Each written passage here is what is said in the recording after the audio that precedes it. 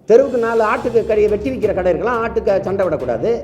மாடுகளை பல லட்சக்கணக்கான டன் ஏற்றுமதி செய்யலாம் வெட்டி கறியை. நாங்கள் மாட்டோட விளையாடக்கூடாது. கடற்கரையில் யாராருக்கும் இருக்கு, எம்ஜிஆருக்கு சமாதி, அண்ணாவுக்கு சமாதி, ஜெயலலிதாவுக்கு சமாதி, அது சிவாஜிக்கு ஒரு சிலையா நிற்கிற அந்த இடத்துல உரிமை இல்லையா? இந்த கட்சிகளுக்கு இருக்கிற ஊழல் வழக்கு அது உச்சநீதிமன்றத்தில் இருக்குது. அது மீறி தீர்ப்பை மீறி நடக்க விட்டுட்டா அந்த நீதிபதிகள் கோபத்துக்காலாகி தண்டனைக்குள்ளாயிருவோம்ட்டு ரொம்ப சட்டத்தை கடைப்பிடிக்குது தமிழ்நாடு அரசு. நிர்வாணமாக நிற்கிற ஆண்கள் கடையில் பெண்கள்லாம் போய் அப்படியே கும்பிட்டு விழுகிறாங்களே, இது என்ன காட்டுமிராண்டித்தனமாக இருக்குது, அநாகரிகமாக இருக்குது அப்படின்னு நீங்கள் ஒரு வார்த்தை விட சொல்லி, அது எப்படி? அது பண்பாடு. இது மட்டும் காட்டுமிராண்டித்தனமா? எப்படி? நீங்களும் நடத்த மாட்டீங்க, என்னையும் நடத்த விட மாட்டீங்க. நான் என்ன சொல்கிறேன், இந்த பொங்கலுக்கு என்னை தூக்கி போடுங்க, அடுத்த பொங்கல் கூட விடுதலை செய்யுங்க, ஆனால் நடத்த விட்டுருங்கிறேன். தெய்வம்னு சொல்லிட்டீங்கள, இப்படி முருகனை போய் தெய்வம்னு சொல்லிட்டு. ஜெயலலிதாவே தெய்வம், எம்ஜிஆரே தெய்வம். அது வெறும் தெய்வம் இல்லை, இதய தெய்வம். ஒரு நாட்டில் ஒரு விவசாயி வாழ முடியாமல் சாகிறான் என்றால் அந்த நாடு இல்லை, சுடுகாடு என்று அர்த்தம்.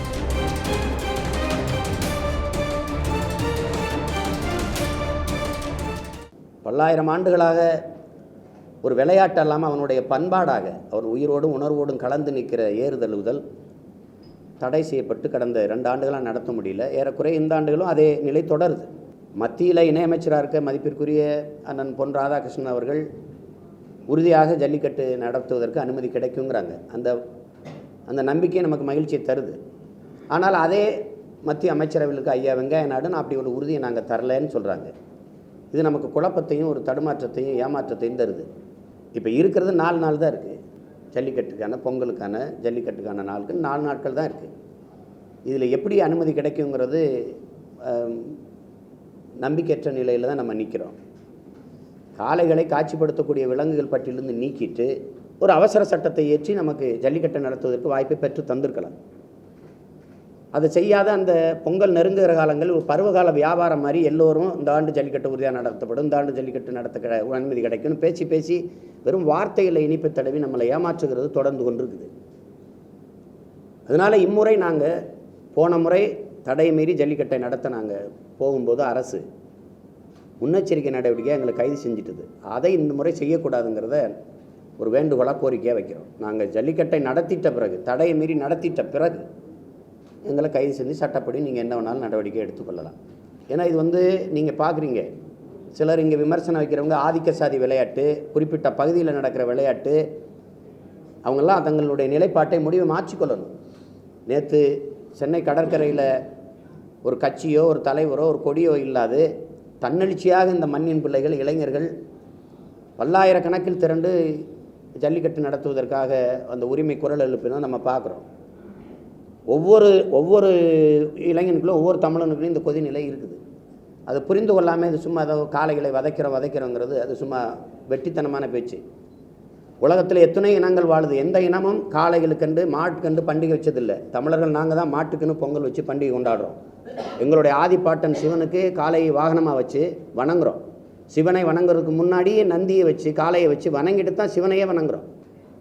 காளைகளை குலதெய்வமாக கொண்டாடக்கூடிய ஒரு கூட்டம் அதை வதைக்கிறோம்னு சொல்கிறது சுத்த பைத்திய கரத்தனம். இந்திய இராணுவத்தில் இன்று வரை குதிரைப்படை ஒட்டகப்படை இருக்குது. ஒவ்வொரு இராணுவ பேரணி அந்த இதுலேயும் நம்ம பார்க்குறோம். அது ஒட்டகமும் குதிரையும் வருவதை பார்க்குறோம். ஒட்டகத்தின் மேலேயும் குதிரையின் மேலேயும் சின்ன பீரங்கியை வச்சு சுடுவதை நம்ம பார்க்குறோம். அது வதை இல்லையான்னு கேட்டால் அதுக்கு பதில் இல்லை. கேரளாவில் யானை பந்தயம் ஓடுது, அது வதை இல்லையான்னு கேட்டால் அதுக்கு பதில் இல்லை. குதிரை பந்தயம் நடக்குது, அது வதை இல்லை. ராஜஸ்தானில் ஒட்டக பந்தயம் நடக்குது, அது வதை இல்லை. 24 லட்சம் டன் மாட்டுக்கறி ஆண்டு ஒன்றுக்கு ஏற்றுமதி செய்து, அது வதை இல்லை. மாட்டை கொன்று ஏற்றுமதி செய்யலாம், அது வதை இல்லை. பல லட்சக்கணக்கான லிட்டர் பால், இந்தியா உலகத்திலே 2வது இடத்துக்கு பால் ஏற்றுமதி. மாடு என்ன நீங்கள் வைங்க நாங்கள் பீச்சி விடுறீங்கதா, அது கண்ணுக்குட்டி கறக்குது. ஆனால் நீங்கள் அதை பீச்சி பாலை அது வலுக்கட்டாயம் எடுக்கிறது வதை இல்லையா? அதுக்கு பதில் இல்லை. நீதியரசர்கள் இந்த தீர்ப்பை சொன்ன நீதியரசர்களுக்கு தமிழர் யார், தமிழனுடைய வாழ்வியல் முறை என்ன, அவனுடைய பண்பாடு என்ன, அவனுடைய தொன்மம் என்ன, அவனுடைய பழக்க வழக்கம் என்ன, எதுவுமே தெரியாது. ஏதோ ஒரு காட்டுமிராண்டி விளையாட்டு, படிப்பறிவு இல்லாத விளையாட்டு அப்படின்னா அது எவ்வளவு ஒரு கடுமையான சொற்கள். சரி, நாங்கள் காட்டுமிராண்டி கூட்டத்தையே நீங்கள் வச்சுக்கிட்டு அழுகுறீங்க, எங்களை விட்டுருங்க, நாங்கள் போகிறோம். இதுக்கு என்ன பதில் இருக்குது? நான் கேட்டேன், ஏன் நீங்கள் காளைகளை ஓட விட மாட்டீங்கன்னா, காளைகளுக்கு ஓடுகிற அளவுக்கு அந்த குழம்பு இல்லைங்கிறீங்க. குதிரை ஏன் ஓட வேணா, அதுக்கு குதிரைக்கு இயற்கையிலேயே அது ஓடுறதுக்கான வடிவமைப்பு இருக்குது, அந்த வாய்ப்பு இருக்குது குழம்புலேங்கிறீங்க. யானைக்கு எப்படி இருக்கா? கேரளாவில் யானை பந்தயம் ஓடுது, காளை பெரிய உருவங்கிறீங்க, யானை என்ன ரொம்ப சின்ன உருவமா? அவ்வளோ பெரிய உருவத்தை தூக்கிட்டு கேரளாவில் யானை பந்தயம் ஓடுது. யானையுடைய கால்கள் ஓடுவதற்கு வசதியான குழம்புகள் அமைய பெற்றிருக்கா? அதுக்கு யாரும் பதில் சொல்லலையே. தெருவுக்கு 2 கோழி கடை இருக்கலாம், கோழி சண்டை விடக்கூடாது. தெருவுக்கு 4 ஆட்டுக்கு கறியை வெட்டி விற்கிற கடை இருக்கலாம், ஆட்டுக்கு சண்டை விடக்கூடாது. மாடுகளை பல லட்சக்கணக்கான டன் ஏற்றுமதி செய்யலாம் வெட்டி கறியை, நாங்கள் மாட்டோட விளையாடக்கூடாது. மாட்டை அணைப்பது வேற, தழுவுதல் வேற. எங்களுடைய தொன்ம விளையாட்டு ஏறு தழுவுதல். ஏரை தழுவுறதா, அணைப்பதற்கும் தழுவுதலுக்கும் வித்தியாசம் இருக்குது. அது ஜல்லிக்கட்டுங்கிறது மருவி பின்னாடி வந்த சொல். அது ஜல்லிக்கட்டுங்கிறதே அந்த விளையாட்டுக்கான பெயர் இல்லை. கொம்பில் சல்லி காசை கட்டினதுனால அது சல்லியை கட்டுறதுனால ஜல்லிக்கட்டுன்னு பேர் மருவி வந்துட்டுது. அது ஏறு தழுவுதல். அதை புரிந்து கொள்ளாமல் வதை வதை என்று சொல்லி பேசி கொண்டிருப்பது என் வீட்டு காலைக்கு, என் நாட்டு காலைக்கு. அமெரிக்கா நாட்டுக்கார பீட்டாவுக்கு என்ன அக்கறை? என் வீட்டு காலைக்கு. மாட்டோட கூட பிறந்து அதோட வளர்ந்து ஒரு அண்ணனும் தம்பியாக எங்கள் குடும்பத்தில் பேர் போல் அதுக்கு பேர் வச்சு நாங்கள் வளர்த்து வாழ்ந்து வர எங்களுக்கு இல்லாத அக்கறை என் மாட்டுக்கு, என் வீட்டு மாட்டுக்கு, ஊரா நாட்டுக்காரனுக்கு என்ன அக்கறை இங்கே? அதை ஏற்க முடியாது. அனுமதியை பெற்று தரணும்னு கோரிக்கை வச்சு கெஞ்சியாச்சு. அதனால் அம்பேத்கர் சொன்னது போல் இழந்து விட்ட உரிமைகளை பிச்சை கட்டு பெற முடியாது, போராடித்தான் பெறணும். அந்த போராட்டத்தின் ஒரு வடிவமாக தான் இந்த ஜல்லிக்கட்டை தடை மீறி நடத்துகிறத நாங்கள் செய்ய போகிறோம். அதே அரசுக்கு வைக்கிற கோரிக்கை என்னென்னா, நான் ஜல்லிக்கட்டை தடை மீறி நடத்தின பிறகு கைது செய்யணும். நீங்கள் நடத்த போக முன்னாடி முன்னெச்சரிக்கை நடவடிக்கைன்னு செய்யக்கூடாது. சட்டத்தை நீங்கள் மதிங்க. நாங்கள் சட்டத்தை மீறுவது என்பதே அது எங்கள் நீதியாக பார்க்கல, எங்களுக்கு இழைக்கப்பட்ட அநீதியாக பார்க்குறோம். அதை ஒரு தேசினத்தின் மீது தொடுக்கப்பட்ட பண்பாட்டு போராக பார்க்குறோம். என் இனத்தின் பண்பாட்டின் மீது சுமத்தப்பட்ட அவமானமாக பார்க்குறோம். அதனால் அதை நாங்கள் அதை உடச்சி திமிரி எங்களுடைய உணர்வை வெளிப்படுத்தணும்னு நினைக்கிறோம். எனவே தடை மீறி ஜல்லிக்கட்டை நடத்துறது என்பது போராட்டத்தின் இன்னொரு வடிவமாக தான் நாங்கள் இந்த நீதிக்கு இந்த அரசுக்கு காட்ட நினைக்கிறோம். அதை புரிந்து கொள்ளணும். அது தமிழ்நாடு மட்டும் எப்படின்னா, தமிழ்நாடு மட்டும் சட்டத்தின்படி தான் ஆட்சி நடக்கும். இங்கே தமிழகத்தில் நீங்கள் பார்த்தீங்கன்னா சட்டத்தின்படி தான் ஆட்சி நடக்கும். ஆந்திராவில் தடை இருக்குது. ஐயா சந்திரபாபு நாயுடுக்கு முன்னாடியே ஒரு இளைஞன் காலை அவுத்து விட்றான், தட்டி கொடுக்குறாரு. அவரை ஒன்றும் செய்யல. உரியடிக்க தடை இருக்குது. மராட்டிய நவநிர்மாணுடைய கட்சி தலைவர் ராஜ் தாக்கரே அவரே நின்று மனித கோபுரம் போல் 40 அடிக்கு இளைஞர்களை ஏற்றி விட்டு உரியடிக்கிறார், ஒன்றும் செய்யல. சேவல் சண்டைக்கு தடை இருக்குது. தெலுங்கானாவில் அமைச்சரே சேவலை விடுறாரு, சண்டை போடுறது, ஒன்றும் செய்யல. முல்லை பெரியாற்றில் 142 தண்ணியை வெறுத்து தண்ணியை கொடுன்னு சொல்லுது. அவன் ஒரு சொட்டு தண்ணீர் தர முடியாது, நான் அணையை அடிக்கிறேன் கட்டப்படுறேன், அவனை ஒன்றும் செய்யல. காவிரியில் தண்ணி விடுன்னு பல தடவை கெஞ்சது நீதிமன்றம். அது ஒரு சொட்டு தண்ணீர் தமிழனுக்கு கொடுக்க முடியாதுன்னு சொல்லுது. அவன் ஒன்றுங்க அதெல்லாம் சட்டத்தின் மீறலை. நாங்கள் மட்டும்தான் சட்டத்தை மீறிடுறோம். இது காரணம் இந்த கட்சிகளுக்கு இருக்கிற ஊழல் வழக்கு அது உச்சநீதிமன்றத்தில் இருக்குது. அது மீறி தீர்ப்பை மீறி நடக்க விட்டுட்டா அந்த நீதிபதிகள் கோபத்துக்காலாகி தண்டனைக்குள்ளாயிருவோம்ட்டு ரொம்ப சட்டத்தை கடைப்பிடிக்குது தமிழ்நாடு அரசு. இதுதான் இங்கே இருக்கிற பிரச்சனை.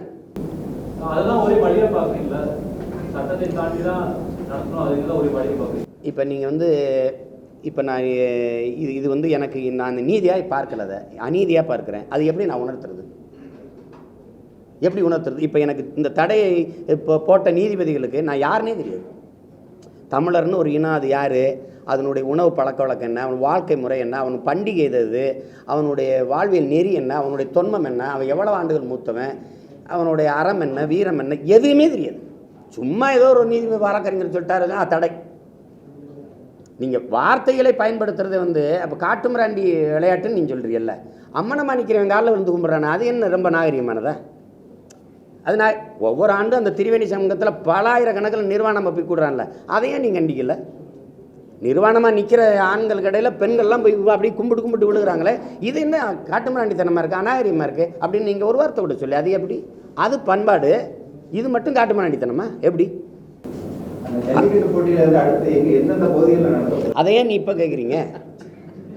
நீங்கள் என்னை போன தடவை நான் போய் நடத்த போகும்போது எல்லாம் முன்தயாரிப்பு பண்ணும்போது ராவோட ராவா என்னை சுற்றி டக்குன்னு அதிகாலை 5 மணிக்கு தூக்கிட்டீங்க. என்னை நீங்களும் நடத்த மாட்டீங்க, என்னையும் நடத்த விட மாட்டீங்க. நான் என்ன சொல்கிறேன், இந்த பொங்கலுக்கு என்னை தூக்கி போடுங்க, அடுத்த பொங்கல் கூட விடுதலை செய்யுங்க, ஆனால் நடத்த விட்டுருங்கிறேன். அதை நான் மட்டும் தடைய மீறலையே.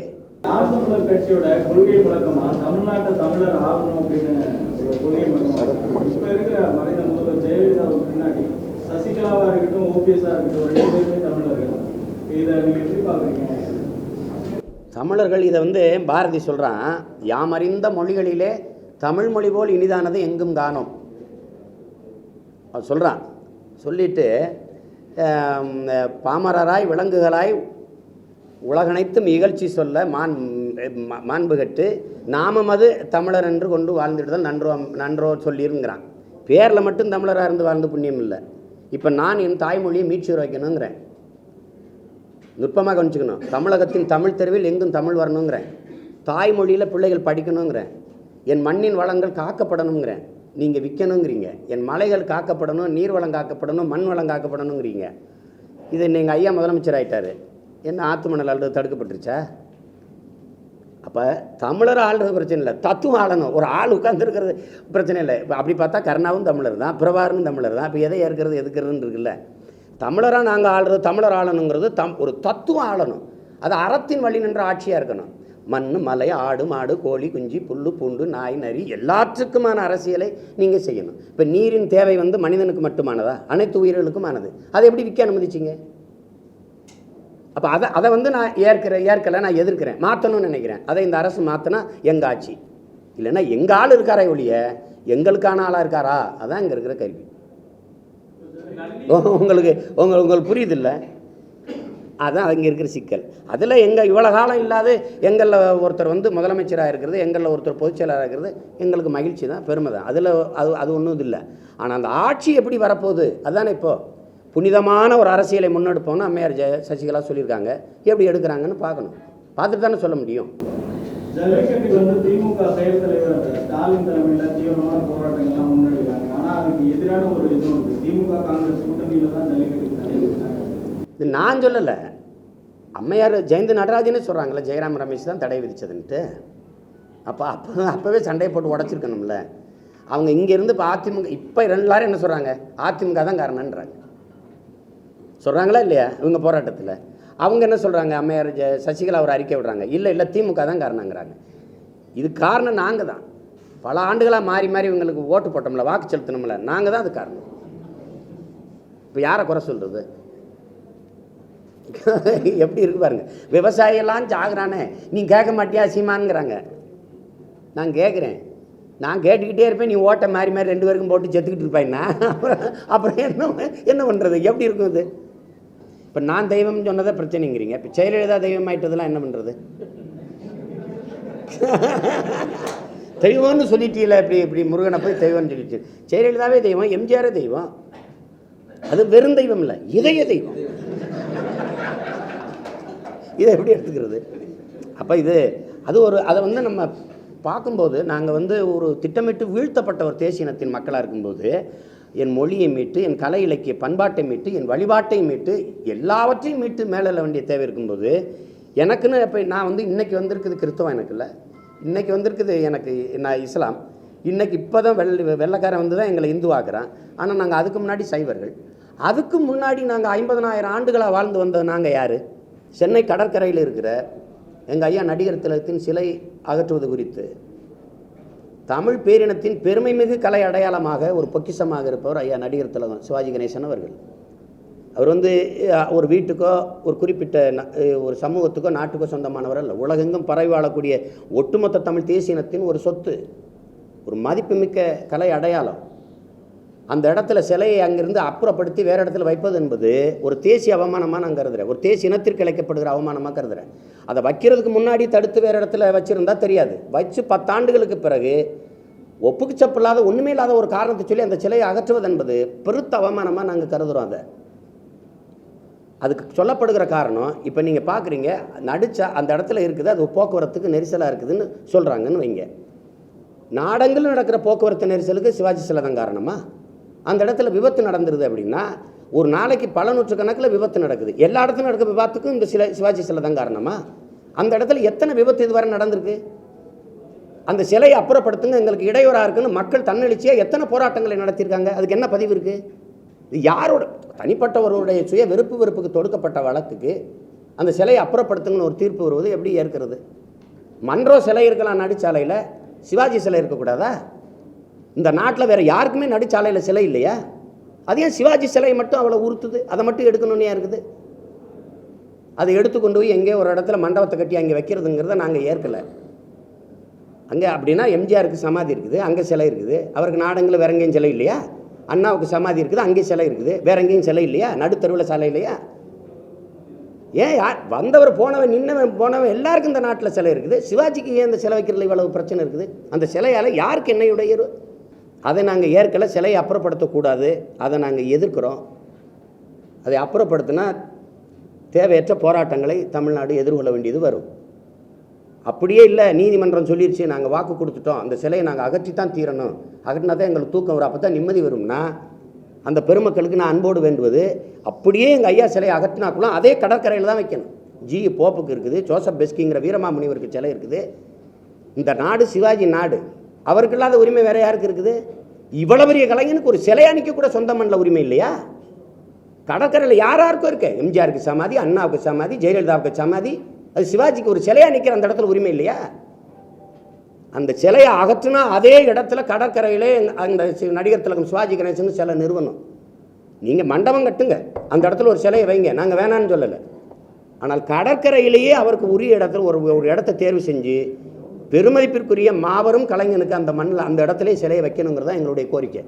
அப்படி வைக்கல அந்த இடத்த எடுத்துகிட்டு போயிடுவோம்னா தேவையற்ற போராட்டங்களை இந்த நிலம் எதிர்கொள்ள வேண்டியது இருக்கும். நாங்கள் தொடர்ச்சியாக அதை அனுமதிக்க மாட்டோம், அதுக்கு எதிராக நாங்கள் போராட வேண்டிய தேவை வரும். இன்றைக்கி ஒரு விவசாயி இறக்குறான் சாகிறான் என்பது நமக்கு செய்தி.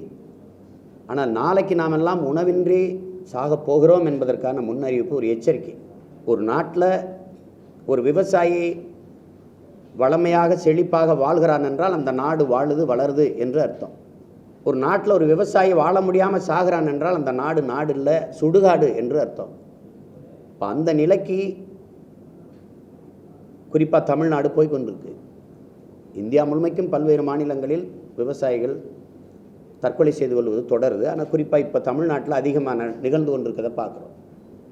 இதை தடுப்பதற்கு தமிழகத்தை வறட்சி மாநிலமாக அறிவித்து வேளாண் பெருங்குடி மக்கள் பெற்ற விவசாய கடன்களை நீக்கி தள்ளுபடி செய்து அவர்களுடைய இழப்புக்கு ஈடுகட்டும் வகையில் உரிய தொகையை வழங்கி அவர்களை தற்கொலை செய்து வர அந்த கொடிய நிலையிலிருந்து தடுக்கணுங்கிறது நம்முடைய கோரிக்கை.